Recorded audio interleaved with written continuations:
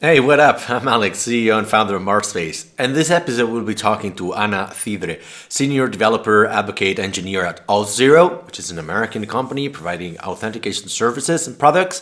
And we'll be talking to her about the roles of developer advocates, what kind of people they are, what are their functions in the company, whether introverts or extroverts or both can perform these kind of tasks in the companies, what skills are needed, what are the daily tasks, because there are roles that do technical blog posts, customer support, they work on community, they conduct webinars, they give talks at conferences, they do a lot of stuff, and it's a role that traditionally hasn't existed in a lot of companies, right? It's mostly for extremely technical companies who need to sell also to engineers to sort of penetrate their companies in a B2C2B model of selling, which is also not selling because they're advocating, they are not preaching, they are not doing evangelism, they're not doing outreach sales. They're very, very focused on community and filling the shoes of the other developers who might in turn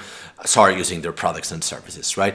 We will talk about this. We'll talk about context switching. We'll talk about the future of conferences. We'll talk about a lot of things in this episode, right? So I hope you will enjoy it as much as I have enjoyed recording it.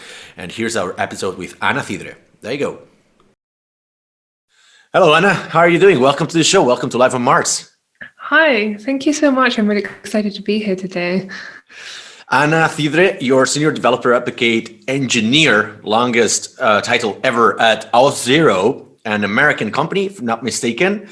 We're going to be talking to you about what's the role of a developer advocate, what kind of people can do this job, what are the skills needed, how is your day distributed, or how do you distribute your weeks, your role at conferences, at being public face of the company you work for, and many other topics. Are you ready for this? I'm totally ready for this. Give us a little bit of your background, if you will. Let's start a little bit of your background, because this is a role that, I don't know, many years ago, let's say 10 to 15 years ago, maybe it didn't exist, or it did exist, but in other words. I remember technology evangelist, but that sounds like really boomer, and we're not talking about the same thing here. So let's talk about your background. How did you come out to be like this developer advocate role? Okay, well, funnily enough, I actually studied art. So I come from an art background, and I then went into web design because, well, art design, I really enjoyed it. And then at the time I was working for a very small startup, and they needed someone to help them with the code. There was like 5 of us on the team. So in that sort of team, you kind of have to learn how to do a bit of everything, right? So they were like, hey, would you be interested in helping us code here? I was like, sure, why not? Little did I know how complex it was, but I started and I absolutely loved it. So that's where I started to learn how to code, and eventually I grew and became a freelancer, and I started building web applications. I was trying to find ways, because at that time I had a daughter, my first daughter, and I was just trying to find ways to kind of work from home. So I thought freelancing was the best way to go forward.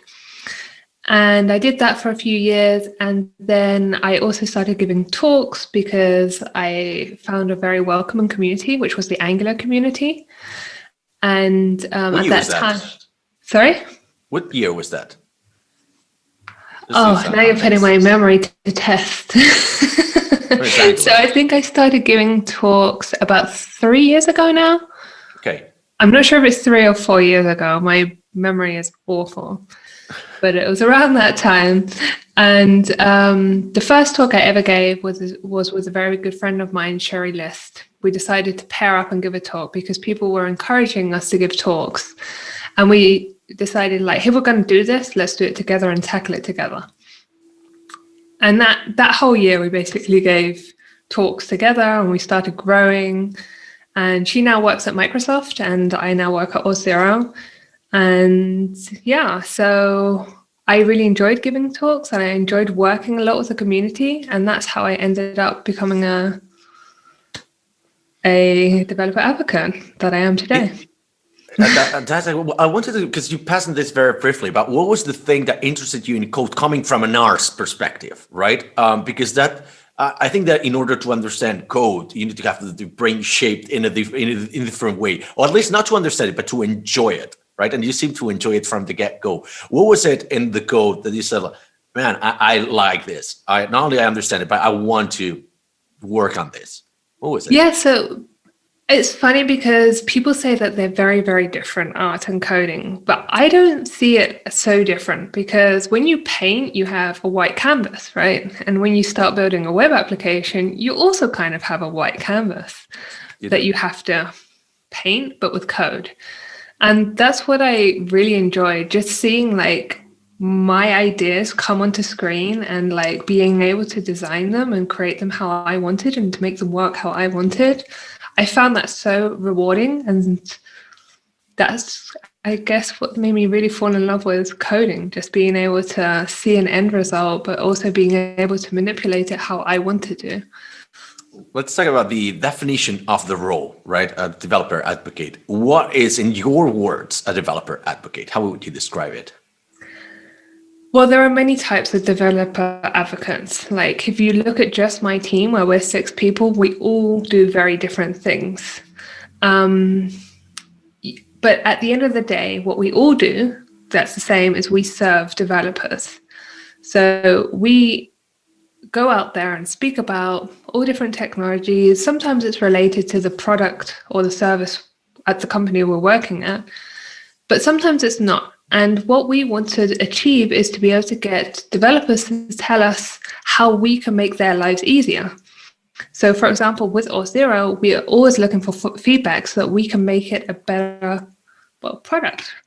And we then take that information and we give it to our engineering teams and we share it across the company to see how we can make auth0 maybe a better place or a better product or whatever. Because I think that one of the interesting parts of this, and that was going to be my next question, is that there are several different kinds of developer advocate, right?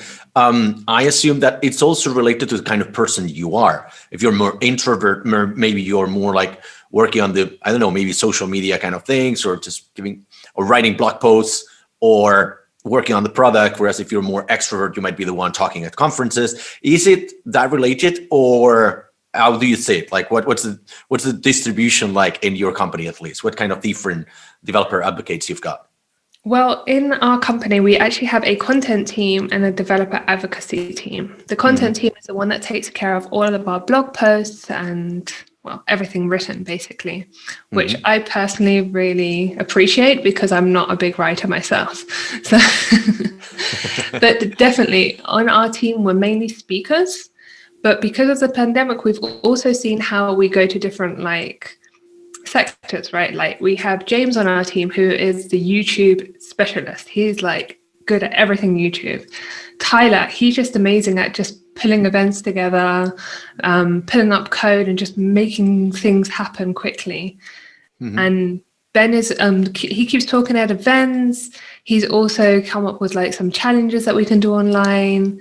My European colleague, Sam Bellin, because there's 2 Sams on the team, he is the one that takes care of all of our open source. Like, I don't know how he does it, but he managed to take care of all of our open source. Me, I reached out more to the community. So I built this initiative called Avocado Labs, and that's where I reach out to the community and create a self-welcome space for everyone to come and join if they want to. So how would you describe developer advocates? Can an introvert, like a pure introvert, can he or she be one of them, or not really? You need to be a mix of introvert and extrovert, or? Definitely. I think we did this test in my team and basically all of us are introverts. So wow. You just have to get past this barrier of speaking in public. And once you pass that barrier, then you're fine. We're all introverts. Well, also because one of the great things about community in the dev side of things is that the community is very welcoming, right? So even if there's a lot of encouraging for new people to first of all break this confidence barrier, or maybe just try to bring other different kinds of people that are not used to giving talks. So hey, let's be part of the community. Yeah, you need to do it. Like it's going to be great for you. So that's one of the great things that your role does, and I think that we're very thankful for that. Also, another thing that I admire developer advocates is because you manage to reinvent marketing in some way. Let me rephrase that. So traditionally, tech companies would be selling through sales representatives, right? And if you're selling, your company, for instance, is extremely technical, auth0, right? If you are selling to other developers who in the end are your target customers, we as developers, we don't like sales. We don't like marketing. We don't like pitches. We don't like, guys in a tie and just like trying to evangelize or preach about their technology, which is like very, defensive against this, right? But in this role of advocacy, what you were precisely mentioning is that I think that you have sort of reinvented the kind of marketing that's more revolving around community about, hey, I'm filling your shoes. I know your pains. I've been through this before. Let's sit here. Let's try the technology. I'm going to share this webinar with you. I don't know. It's a whole different kind of selling. What's your impression of this? So how do you think you're also selling without selling to other companies or to your target users? So yeah, this is a very good point, because we as developers, we do not like sales. That is totally true. Not at all. And obviously, developer advocacy is trying to share their product, but we never have goals that we have to sell. Like, that's not our goal. Our goal is... You don't have KPIs? No, not in that sense. And we do have goals, but there are other ones, like developer reach, for example. And actually, I think developer advocacy is one of the hardest things to track. Like, what our impact? Kind of like branding in a way, right? It's like, how do you measure? Yeah, okay. Yeah, let's talk about the goals later. But let's concentrate on the selling without selling part now. Selling without selling. So we want to generate trust within the community. And we can only do that by being authentic. And to be authentic, you need to be a developer. You can't go to a developer conference and be like, auth0 is amazing, and then not be able to show them how it works or what to do or answer their problems or questions. It's just not going to work. You'll come off as a salesperson. So you have to be a developer, definitely, to be in this role, unless you're doing some other role. We do have a program manager on our team, for example, but she's not outward facing. And so when we come to, sorry, I keep sidetracking, but when we come to selling, authenticity, helping solve problems, being there for the developer are our main focuses. So we just want to make it as easy for you as possible. And we also want to be, people you can trust. So if you come to us with a problem, we're not going to just like turn our backs on you or say, I don't know, this isn't a problem. We're going to sit down and help you. So that's kind of our way of selling. It's indirect and it's authentic. Yeah, it's more like, the impression I get from, following you or other people, like the guys, people doing at this very same role at Slack, Typeform, SendGrid. Actually, the original developer advocate I met at SendGrid in 2013, I think it was, Nick. I remember that it was the first time I saw a developer on stage that he could actually speak in a very, how would you say it? A very expansive manner, right? He was outgoing. He was like a loud mouth. He was like, just like swearing all the time, being very happy, just owning the room. I was like, I'm not used to these kind of talks. And he was answering very funnily and with puns all the time, all the questions. And I was like, wow, that sounds really nice. And that's my first impression I got of a developer advocate, right? And then from there on, I met more people. But I thought that it was kind of like a brilliant way of having somebody speaking both sides of the language, right? The technical side and the business side, because that's one of the main skills that you're sort of like a pre-sales person being put on stage, right? And to me, that's precisely one of the magics of the developer advocate. How do you balance your language between being too technical and being too sales is too human, right? How do you mix this two? Well, as we don't have to sell, then what we do is we focus on the technical part. So we just share with the world are technicalities. We don't really go out there and be like, obviously we show how to use auth0. We have videos on our YouTube channel, how you can implement auth0 with XYZ technology, but that's what developers need. They need to see how to integrate our service into an application they're actually building. So that's what we're going to give them. We're also going to give them content that may not even be auth0 related. And that's just purely to help the community, but also so that when they find this information that they need, they're going to remember us, and they're going to think one day when they need to use authentication, they're going to think of us.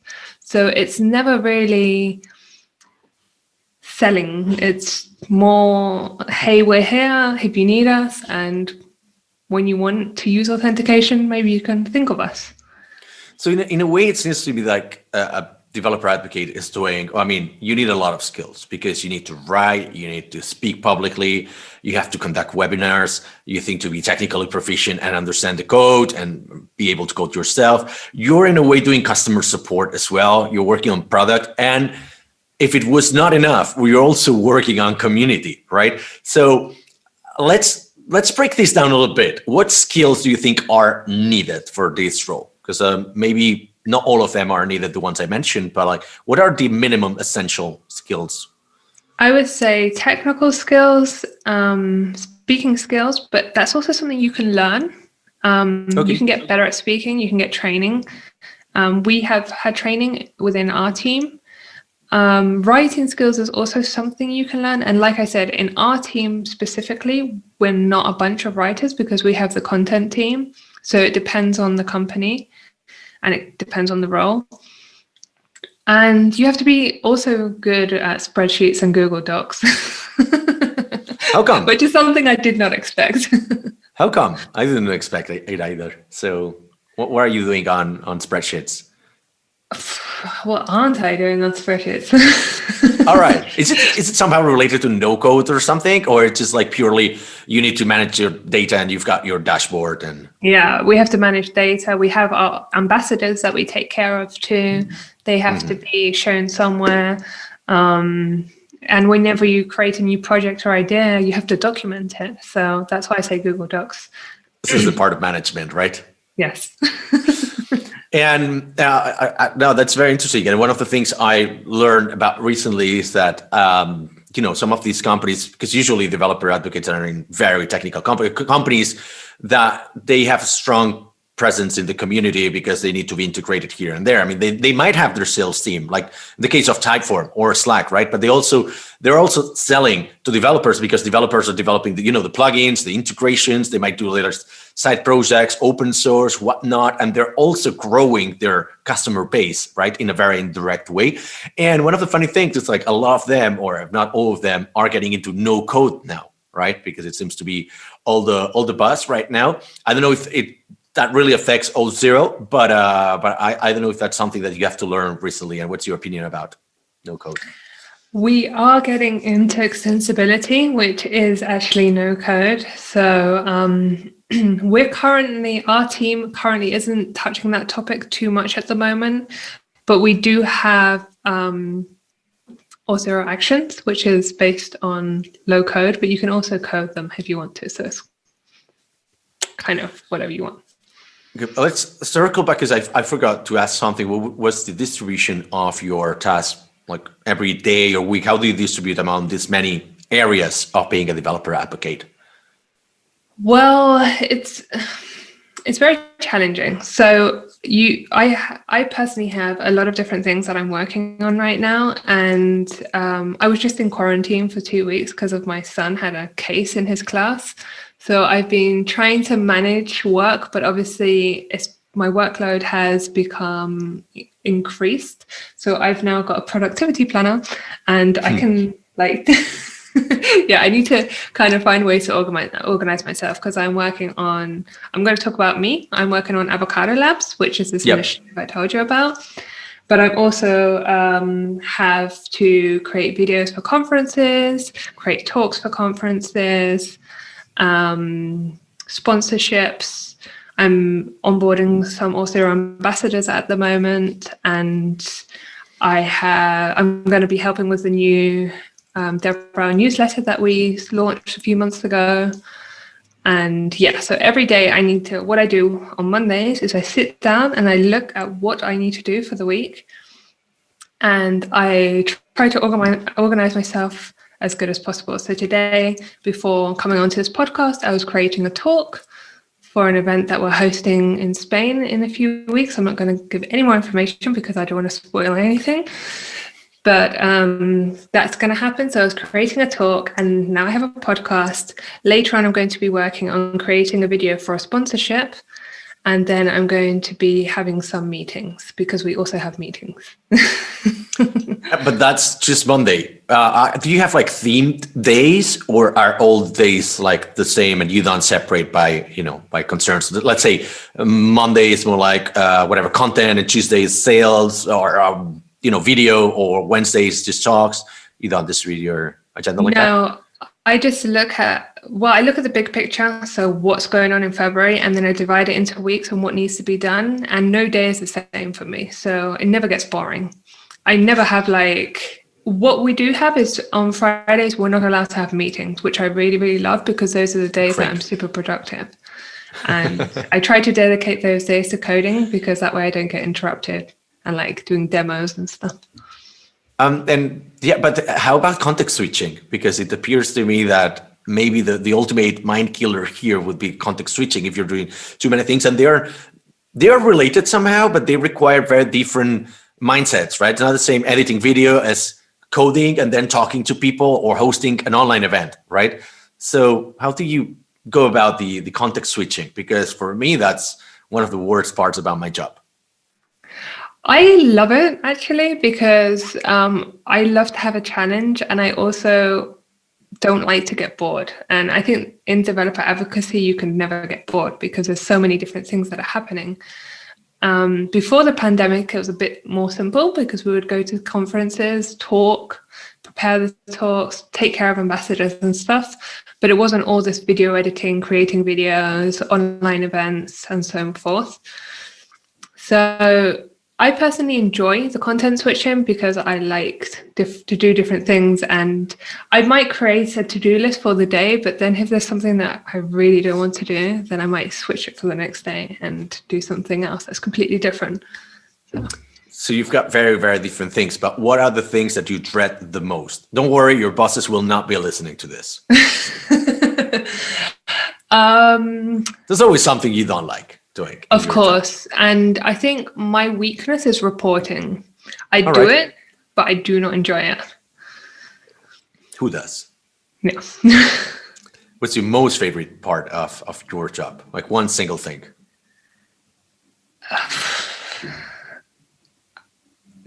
I guess this is more general, but connecting with the community and just having these conversations, like what we're doing now, I also enjoy. Kind of community related. That's related to my next question, is going to be, I think, a very difficult question, because I think I can relate to you in this pain of not knowing what the effects of a certain action will be until maybe years in the future, right? You host an event today, but you cannot measure the effect of the event. I mean, you can have how many participants were there, but you don't even know where they're working, what their side projects are, whether they liked it or not, things like that. You're creating a blog post, you're sending a video, you're sending a sponsorship, whatever, but you don't really see the effects of this, and it's very frustrating. And sometimes they never come back. Sometimes they come back like 6 years later. I mean, this is something that happens to me every day because we don't have, as a pure inbound company at MarsBased, we don't have to sell, right? What we do is also, we're very oriented to the community. So in a sense, I'm also being an advocate for my team. But now sometimes I'm getting project requests from companies I talked to 6 years ago or 5 years ago or 7, because I helped them in something and they're like, oh, I remember this guy, he helped me in something, I'm going to reach out for this project, right? So at the very, when you do this action, maybe you're speaking the podcast like, oh, I'm not getting anything out of this podcast. And I know you don't think like that because you're community oriented, right? But some maybe more data oriented marketers or salesy people would be like, what's the ROI of going into this podcast? But maybe you will get people to listen to this podcast over the years, and then they will, I don't know, apply for a job at the company, right? How do you deal, this is a very long question, that was a big context just to say, how do you deal with the frustration of not knowing when the returns on this investment will come to you? Well, luckily, I have some amazing managers who take care of all of that for me, so I don't have to worry about that. To what No, you're it's reporting totally to, by the way. true. No, it's totally true. We have had this question, but we're very lucky because auth0 was built by developers. Like the Great. CEO and the co-founder are built by developers, so they're very developer focused, and they understand the importance of developer marketing, which is basically what my team's called. And yeah, we don't have to worry too much, but we do have good managers who have our backs and say, like, look, the importance of this team and what they're doing is this, we need to be part of the community and so forth. So it's not something that I personally worry about too much. I totally believe that the more people that know and hear about us will love us just as much as I love it. So yeah. Now, the reason I was asking this is because sometimes, we have to do or sign partnerships, right? And on paper, all partnerships are good. But then, year one passes and you got no results from the partnership, year two, no results. And maybe your bosses or something like this partnership is not working. And then on year three starts working, right? So this is a very frustrating thing that I don't know how to manage. I don't know if my partners in the company, they know how to manage. I don't know if you know how to manage, but looks like your bosses are taking care of it. So good for them. What are the roles, so the goals and KPIs you're working on, if you got any? Like, how did they measure your work? You said they don't, but I think there might be some indicators, right? Some, they can test whether some things are working or not, because you need to take decisions at the end of the day. Yeah, of course. So it depends on the initiative. So we have a YouTube initiative where we're trying to gain more viewings, more subscribers, more likes, the obvious ones. In Avocado Labs, we're also tracking views and whatnot. And that's mainly our focus right now because we're all online. We're also tracking our ambassadors, how many people apply to the program, what content they're delivering, and that kind of stuff. But these are just, I think they're pretty normal goals. There isn't anything out of the ordinary. And yeah. Before going into Avocado Labs, because it's something that's really interesting, you brought it up a couple of times already. I wanted to get your opinion on this. I don't know if I think you've had also a similar experience with European companies. What would be the difference you perceive between devrel in Europe and in the US, or in European companies versus American companies, if you spotted any, besides salary, most likely? Yeah, salary is it was a bit of a difference, but I don't believe it's so much European and American. I think it really depends on the company's culture in general. All right. So I can only speak very well of auth0 because I feel like it's my second home. We have some company values, which I can totally and always relate to. We have 3 company values. One of them is we give a shit. Another one is one team, one score. And the third one is n+1 is greater than 1. So those are very much put into our day-to-day. And I see it all the time, especially like one team, one score. You reach out to other teams and everyone's always willing to help you. We give a shit. Yes, auth0 does give a shit. We're like helping other communities too, underrepresented communities. We have lots of initiatives going on how to we have volunteering programs, but we also can donate money, and auth0 will give so much in addition to what we donate and so forth. And we also can work on things we are passionate about. Like I'm passionate about the community, so I can develop more on that. And n+1 is greater than 1 just means that you have to be a tiny bit better every day on whatever you're doing, and you'll be much better in the long run. I can tell the company gives a shit because you're one of the very few people I've seen with senior in front of developer advocate. Usually developer advocate roles, for what I understand, what I've talked to other devrels around the world, it's much more like, I wouldn't call it an entry position, but usually there's not much seniority there, right? And I don't know if that's related to the fact that the companies haven't had this role for a long time, or maybe it's not as consolidated as other roles within companies. I don't know, what's your opinion on this? I think to become a developer advocate, you have to have a good developer base, right? It doesn't That's have my to be point. like 10 years or anything like that. But you do have to know how to code. Right. So when it comes to developer advocate, not only do you know how to code, but you have to have given like a few talks and have some years of maybe at least 1 year of experience in that field too. So I'm not sure if it's an entry level job. Maybe the speaking part is an entry level job, but otherwise, I think you need to have experience. And I would say that most developer advocates are senior, actually. So are their salaries as well compensated and correlated to their seniority as well? So I can only speak for myself. It's not something that most people like to discuss. But comfortable question. yeah. For me, it has made, like I said, it has been a small change for me. Yeah. But I think the biggest change was that I went from part-time to full-time. So I think that's where it really struck me. Okay. Salary-wise. It would seem that, the grass is always greener on the other side. And when there's developers who just switch to other things and they're like, yeah, maybe, you're working on product and then you're like, it's always boring to work on the same product. You go to an agency, it's like, too many projects, So it's always like the grass is always greener on the other side. But I've never talked to any developer advocate who wants to go back into coding full time. Is that your case as well? Or how do you think about that? I don't want to go back into coding full time. Talking to APIs is more boring than to talking to real people, right? Yeah, I really enjoy my job. I love speaking to people. I love connecting with people, and I can't be in front of a screen like 24/7 anymore. That's just not for me. Let's talk about Avocado Labs. Let's get back into it, and you can share with the audience what it is, because I think it's a very great initiative. It's very correlated to the times we're living right now. Yeah, so Avocado Labs is an initiative I started last year. I think when we checked, it was April, even though the process has started before, but there are always processes.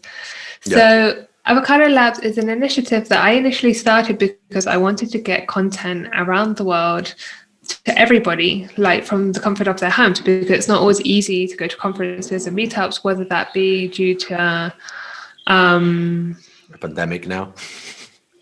The pandemic, or let's not go into the pandemic. It could just be because you have a family and you don't feel like traveling to a conference, or it could be economic reasons, or it could be anything, right? Sometimes you just can't go. So we wanted to create this so that you could watch it from your own home. And then the pandemic hit, so that was quite convenient. But then I realized when the pandemic hit, when you're a developer advocate, you know a lot of other speakers, right? You know, from other conferences, you know, speakers. And I knew a lot of my friends had fresh talks straight out of the oven, and they couldn't deliver them because all of these conferences were being cancelled because of the pandemic. And I was like, hey, well, I'm building this thing. Would you like to speak on it? And they were like, yeah, let's do this. And then it started growing and people were really interested. And we've got a lot of good vibes. And what I've noticed is actually the talk format, like giving a slideshow presentation on a place like Avocado Labs, isn't working as well as, for example, a panel discussion, or like what you and me are doing, talking about topics that are more interesting. And well, not more interesting, but people are bored. You're not selling it really well. Yeah, I'm not. But people are kind of bored of just sitting in front of a screen. They want human contact. They want interactivity. I want it. So I totally understand that. And that's why I think this one-sided presentation might not work as well right now because we're missing that human contact.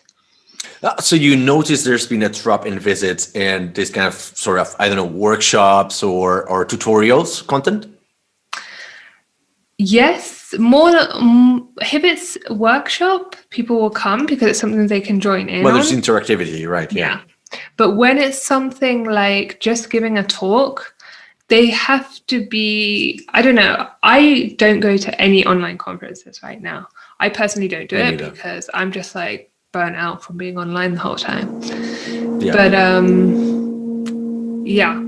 I think my neighbors are having works in their house today. I don't know if you can hear it. Okay, now I can hear it. Yeah. So last week I had to postpone this recording because it was my neighbors. Perks. Not perks. Difficulties of working from home. Is you get that? No, it's all right. It's not that loud over here. No worries. No.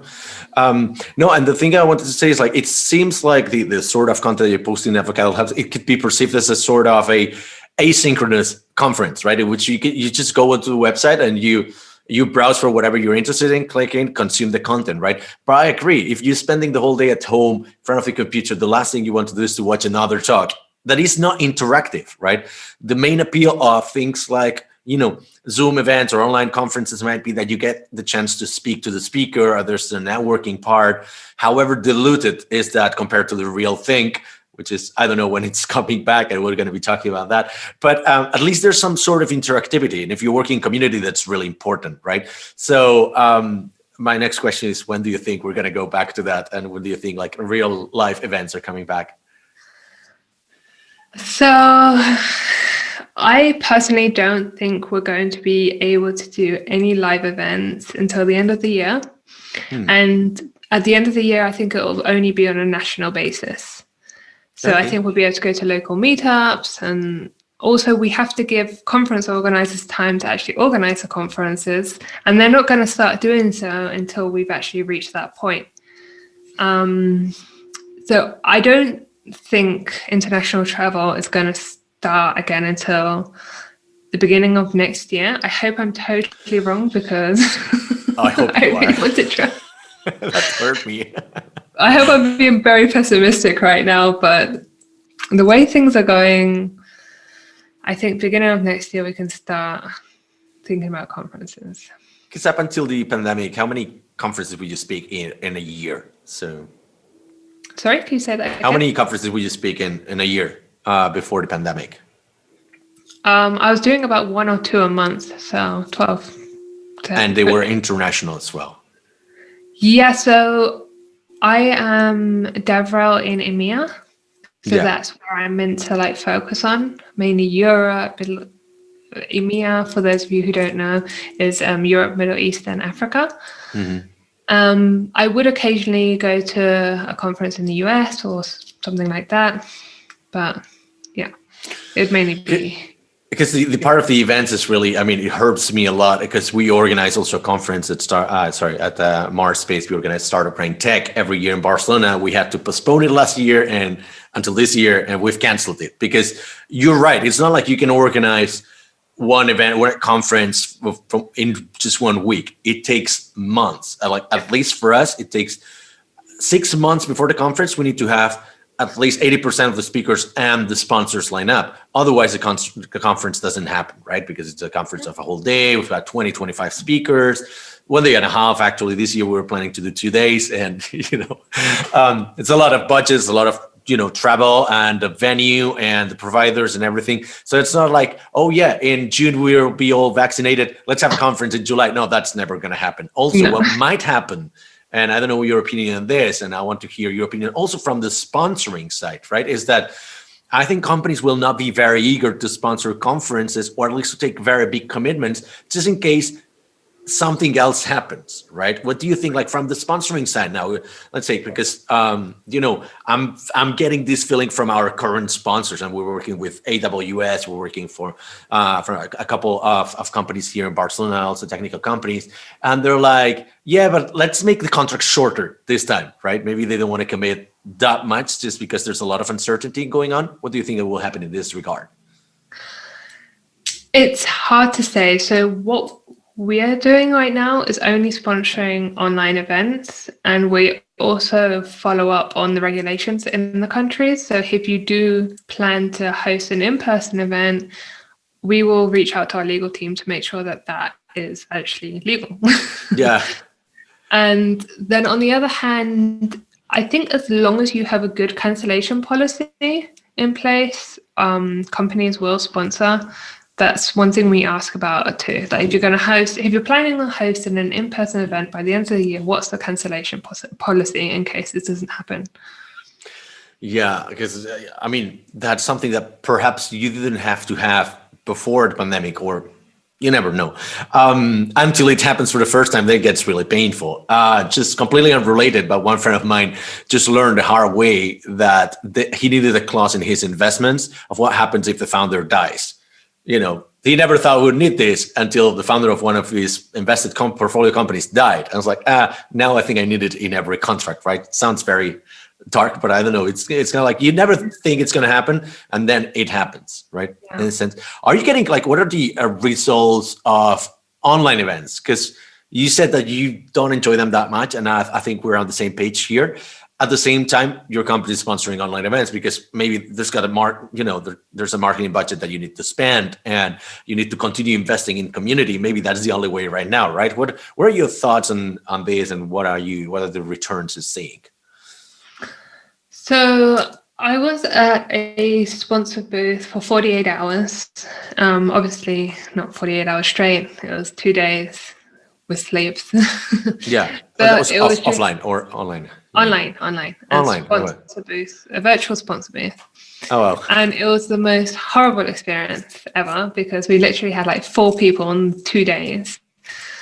Yeah. And I was just sitting around on a Zoom call trying to get work done, but you can't really get work done because you're worried that someone might pop in. You can't really concentrate. And I don't think that conferences should require that. I think they should allow sponsors to decide when they can be available during the time, maybe during the breaks, during a lunch break, something like that. But 2 days on a virtual booth makes zero sense. We do sponsor events, but we're focusing on diversity sponsorships because we want to give people from underrepresented groups an opportunity to attend these online events, because some of them aren't free still because they use platforms like gather.town or Meebo, or I don't know what other platforms there are. There are hundreds now. But yeah, we do it more to give people an opportunity to actually go than the return we're probably getting from it, because we're not getting a lot of return from online events. I think that's in my opinion as well. That's why we stopped sponsorships in Start Brain, which is an event that we host every month besides the conference, just because, we look forward to getting back to normality, but I don't think online events really deserve your attention, or we're going to be able to give you back the returns that you expected, right? So I think it was honest at the same time. I think one of the reasons I realized why online sponsorships did not work is that when people go to an online event, they're usually, they join like 2-3 minutes after, just because they're until the very last minute, they're answering emails at work, and they will only pay attention to you. They will switch to your tab when you have already started. So if you got an initial introduction, if you got like sponsor speaking, if you got this and that, more like institutional talks or whatever, it's like, I don't want that shit. Just let me know when the real thing starts, right? And as soon as when it gets uninteresting, or there's a pause for sponsors or whatever, they just context switch to something else, right? And I think that's why maybe the sponsorships need to be rethought in online events. They need to be consumed asynchronously, maybe, than forced into the audience. I don't know. Yeah. Sorry, you wanted to say something about that? Yeah. So one thing that was also missing on like an online sponsor booth, the thing about booths and in-person events is that people would go there, they would get a t-shirt, they would get something, or they would have to walk by the booth, and that's why they'll stop to talk to you. But online, why would they come to your booth unless they have questions about the product? Unless there is, I saw there's a product. It's kind of like an Ultima Online, or kind of like a Second Life for events, in which you participate as an attendee of the conference, but you have to walk through the venue. Right, as if it's it's a map of the venue. Like you get I think it's a 2-dimensional view of the venue, and you need to walk around. And maybe there might be some sort of serendipity there, which I think is the part that's missing from offline events. Which, speaking of that, serendipity, it because you're a speaker in many conferences and you organize events. So how do we solve this? Because that's the missing part in online events. There's no serendipity. And you might know as well as I do that whenever you go to a conference, not so much about the talk, which is also really important, but it's about the the networking part, the just walking around in the audience, in between talks, just mingling with people, the surrounding events. If you go to Web Summit, it's not about Web Summit, it's about all the surrounding parties and pride events and all of that. So how do we solve this serendipity thing in online? Are you missing it? Because the best business happens backstage and the best friendships do. Yeah, I know. And it's just, I haven't found a solution. And if anyone does have a solution, I'd love to hear it, because it's one thing I personally miss a lot. That's what I miss most about the conferences is I love giving a talk on stage, but I love meeting people more. I love saying, hey, will we go grab a lunch together, or will we go grab beer together, or I don't know, something. And just getting to meet new people, making new connections, or connecting with old connections. Like I said, you get to know the other speakers when you go traveling so much. And now what we've been trying to do, what we did for a sponsorship at one event was a happy hour, which worked quite nicely. But the only reason that worked quite nicely was because a lot of the speakers came on, and those speakers were people I knew personally. So we were like, okay, let's make this fun. We know each other. And then some attendees came too, which was nice. And they all saw how crazy we were, like playing a guitar or singing. We did a bit of karaoke there. And it was not only drinking online. You were not only encouraging online drinking. No, not at all. You could bring whatever drink you wanted to. We do not discriminate anybody. We try to be inclusive. So you think like karaoke and guitar playing on an online event with the speakers? That's very crazy. That's fantastic. Yeah. Actually, do you have any recording in that? Is that publicly available? Was there something really funny in there, or? I have a few photos. There was 2 people playing a ukulele too. And nice. Then what we did was, because the good thing about online events is that people are from all different countries. Yeah. And we would say a word in a language we knew, and the other people had to guess what it meant. That's nice. And that was really fun, because a few people said potato in their own language. And then so every time someone would say something, we were like, potato. And it was just like in Europe, everybody's just like, it's the same word pretty much everywhere except for Germany. But like, I think that if you go farther east, or, no, that's I never thought about that. But before wrapping this up, I wanted to see from the perspective of events organizer, because you're also involved. You're the founder of Galstech. You're also involved in Rails Girls Galicia, if I remember correctly. You might be involved in other initiatives. I can't remember them all. But like from the events organizer perspective, right? What is the thing about community that you have learned, that you have then imported into auth0 or your developer advocate role? So one thing I work on a lot is to try to be more diverse and inclusive. And that's something, that's why Galstech began. So Galstech began because I would go to events here in Galicia, and I'd literally be the only woman in a room full of 80 people. And I thought to myself, I cannot be the only software engineer female in Galicia. So that's why I started it. And the group grew. We're now 100, which is really impressive. Nice. And I try to emphasize this a lot in auth0. Like, when we create an event, we cannot just have male speakers. We cannot just have white speakers. We have to have diverse people so that people feel welcome and they want to come. We also have to support them more. So that's why we sponsor, we also always sponsor diversity sponsorships now, just to help these people feel more comfortable, feel more welcome, have those opportunities. Because like, we can't grow if we're not diverse. It's just not going to work. What led you to take the first step? Because obviously, I think this is kind of like a vicious circle, right? If you don't have role models, you might not take the first step because you think you might be the only one. But luckily for Galicia, for instance, you were not thinking like that. You just said like, fuck it, I'm going to be the first one, and I'm going to be organizing Galstech, and I'm going to be organizing this event so that other people, they have visibility of these 100 people. They have visibility that they are not alone, right? What sort of like click in your brain activated or triggered you to take this first step? Because it's not easy. I don't think it's easy for everybody.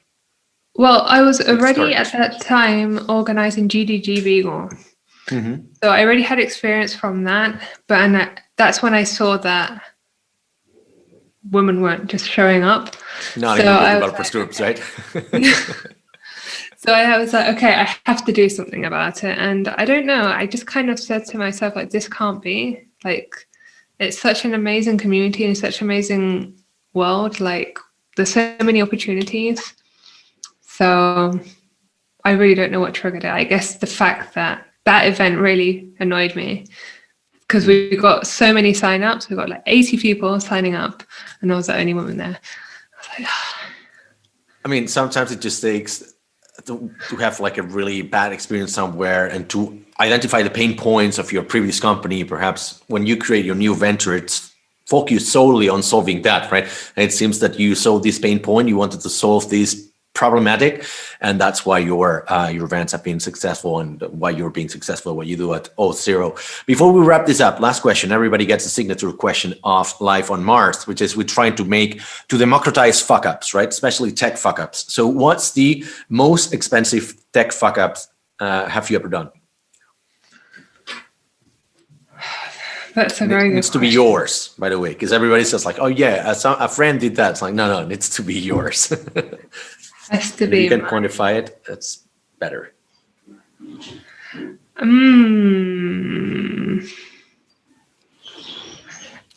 I guess it was when I was a freelancer and I was working on a project. I wouldn't be able to pinpoint one because the first years were very, very tough. There were a lot of fuck-ups. I mean, we've had people just wiping out the entire database in production of like millions and millions of records and things like that. So it's not like, and there was another one that had a fuck up of, I think, 50 million, right? Quantified in euros. So no pressure. I don't think it's been that big of a fuck up because when I first started out, there were more smaller clients. And then when I got to bigger clients, I wasn't just like, I never had like sole control over one thing. It was always like lots of processes in place. All right. But there was no like big fuck up that you say in this transition from working for smaller clients in which maybe, taking risks was better and more controlled than with bigger clients where your reputation was at risk, right? Or something like that, or? Yeah. Definitely. For any new technology you took on and you didn't really know how to manage it properly, or? When I first started, definitely, like the things I did. I went straight from JavaScript. I was learning the basics of JavaScript. I went straight into Angular, which for those of you who know, Angular is a very, very steep curve. And I made so many mistakes. I made like things show up that shouldn't show up, buttons that were pressed doing things they shouldn't be doing. And yeah, but I wouldn't be able to pinpoint one. There were so many embarrassing moments.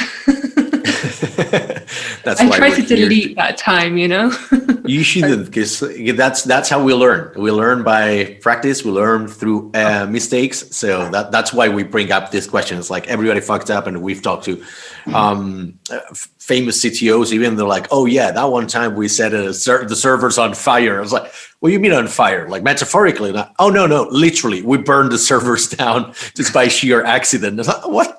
What the actual fuck?"